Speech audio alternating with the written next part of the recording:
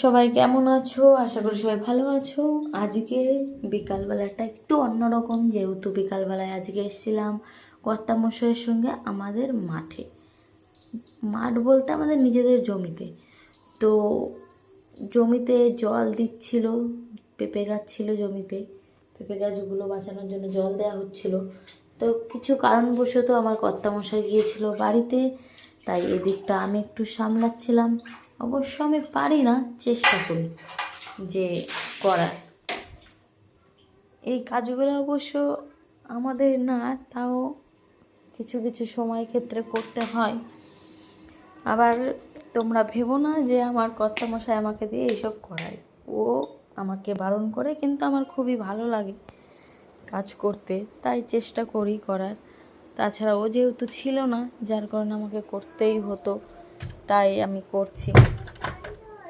তো আমার মতো কে কে মাঠে যাও, আর কে কে টুকটাক নিজের স্বামীর হাতে হাত লাগিয়ে কাজ করো, আমাকে অবশ্যই কমেন্ট করে বলো।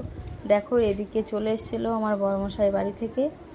তো ও আসছিল, ও এসে ও আমাকে বলছিল, তুমি কেন করছো এগুলো? আমি এসে করতাম, তোমাকে বলেছি শুধু দেখতে দাঁড়িয়ে থাকবে। তো তারপরে ও আসার পরে আমাকে আর কিছু করা লাগেনি। দেখো, সঙ্গে সঙ্গে আমার মেয়েও এসেছিলো ওর সঙ্গে। তারপরে টুকটাক যা ছিল একটু করলাম, তাও বকছিল, তাও করলাম। দেখলাম যে না, আমি একটু করি। আর তাছাড়া আমার বেশ ভালোই লাগে মাঠের কাজ করতে, খারাপ লাগে না। আর কোনো কাজেই আশা করি ছোট না।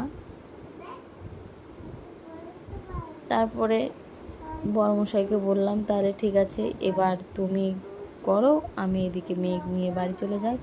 যেহেতু বাড়িতে আমার ছেলে আছে, ছেলেকে গিয়ে একটু পড়াশোনা করাতে হবে। তাছাড়া মেয়েও বিকাল হয়ে গেছে, এখন একটু পড়াশোনা করবে। যার কারণে বরকে বললাম, তুমি একা একা থাকো, আমি মেয়েকে নিয়ে বাড়ি চলে যাচ্ছি।